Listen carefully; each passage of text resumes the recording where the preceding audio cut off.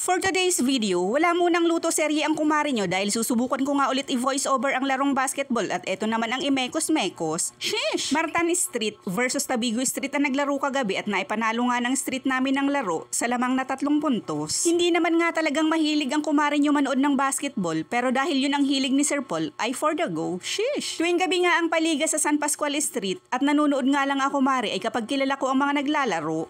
Pero si Sir Paul at Paul Andre ay palagi silang present sa panonood dahil yun ang hilig nilang mag-ama. Eto nga kasing mga player ng Martan Street Mare ay nakakalaro ni Sir Paul sa basketball kaya suportado din ito ni Sir Paul sa panonood. Ang mga sasabihin ko nga lang dito Mare at Pare ay yung mga tanging alam ko lang at kung mali naman ay pagpasensyahan nyo na lang dahil wala nga akong gaanong alam sa larong ito kaya kung alam nyong mali ay pakitama na lang. Nagumpisa na nga yung laro nila at dahil hindi naman kagandahan ang gamit nating camera ay dito na lang tayo sa malapit kumuha at hayaan na lang natin yun sa kabila. Sheesh!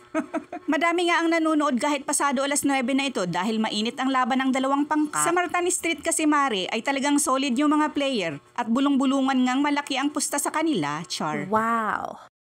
Labistre nagdadala ng bola, trying to basket. Walay, kinuha ni Tabuso, losing the ball, char. Ivan Luciñara susubukang umatake, supalpal, buti na lang nakuha ni Tabuso, basket. Ivan Luciñara pass to JB Luciñara, 4-3, pasok. Wow! Si Ivan Luciñara ulit ang may hawak ng bola, pumeke, umatake, foul! Ivan Luciñara tumira ng 2 free throw, pasok. JB Luciñara alihok to Ivan Tabuso, walay, nakuha ng kabila, ipinasa, still by Ivan Luciñara.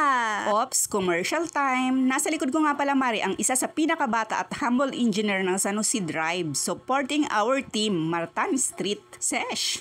Eto nga palang open liga mga Mare at Pare sa San Pascual Street, ang unang taon ng Enter Street sa aming lugar na kung saan ay 18 street ang nakilahok.